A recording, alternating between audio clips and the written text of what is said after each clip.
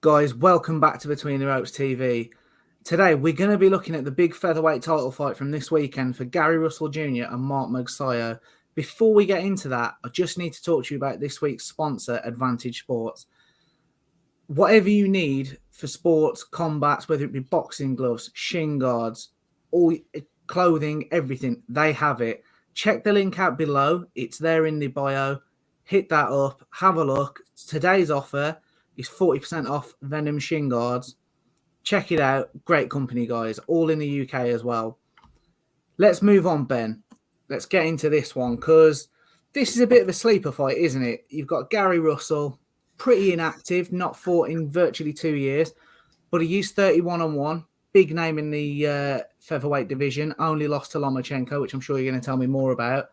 And then we've got the next Manny Pacquiao, undefeated Mark Magsayo. Ben, break it down for me. Yeah, I think this is a good fight, and you're right. It's kind of slipped under the radar. It's just come out of nowhere, and I just think it's about time with Russell Jr. He's a good fighter. He really is. He's got speed. He's got power. But I can't help but feel like he's missed a trick with all his inactivity. I don't think like you say, he's been out of the ring for 2 years. That might be an issue because he's fought once a year from 2015 to 2020. That's not active enough. Yes, he's had the belt since 2015, the WBC. He's successfully defended it 5 times. This will be his 6th, but you want a bit more, don't you? I think you want him at least twice a year. He should be doubling the amount of fights he's had. And he's one of these fighters, he says all the big names, they don't want to fight him, and he'll move to weights to fight them. But come on, you just get out there, show you can do it. He's a brilliant fighter. One loss, like you said, to Lomachenko. Lomachenko couldn't stop him. And I just think that we all know, pound for pound, that whether he's got loss on his record or not, Lomachenko is someone who's just a class operator. Mm-hmm. But no, so is Gary Russell, and I want to see more from him. Like you said, 33 now. This year, let's see him push on. A nice early fight in January, but it's not an easy one, which I do like. He doesn't seem to take the easy fights. Like he had Jojo Diaz, who he managed to beat, who, as we know as well, is a good operator. So I'm looking forward to this on the weekend. So, I mean, you're absolutely right. I totally agree on the inactivity. And I think this fight, similar to probably Josh Warrington and Kiko Martinez, which obviously we've got coming in a few weeks, it's sort of the precursor for super fights, isn't it? That featherweight division at the minute is electric. Obviously, we've got Leighwood, Mickey Conlan next month. That's a big fight with, the WBA. We know what a shit show that is.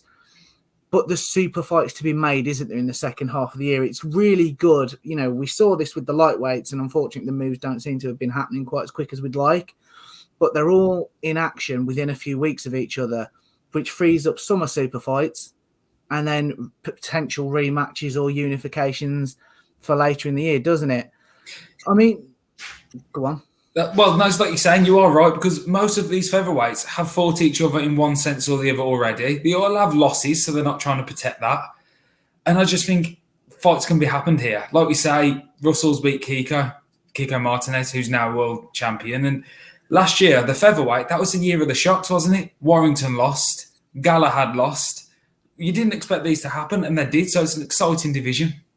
No, definitely. I mean, talk to me a little bit about Mark Magsayo, because we saw him, I believe, was it on the undercard of Fury Wilder 3? Or Pacquiao Ugas, I do apologise.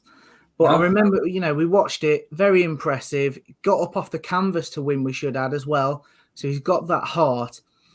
And, let's be honest, we know the Philippines love to get behind a superstar, don't they? Do you think we'll see the birth of a superstar on this fight?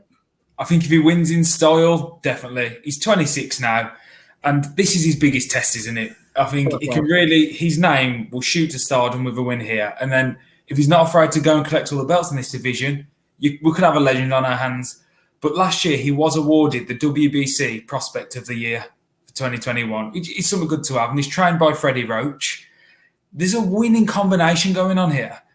And Freddie Roach loves the Filipino, is what we're learning. We're learning that, aren't we? And do you know what? Something's going to happen here. His last fight, he won in the 10th round in style. And I just think we could see the birth of a superstar. And like you said, the Filipinos, they love to fight. They're not going to say no to anybody. You don't hear the excuses. They're just going to come in and use the speed. And I'm looking forward to it. And it's a hard prediction, this one. Southpaw and Orthodox. Yeah, sorry.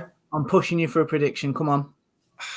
I reckon if you have to push me, it's going to be like teens on prom night, and this one's going to go all the way.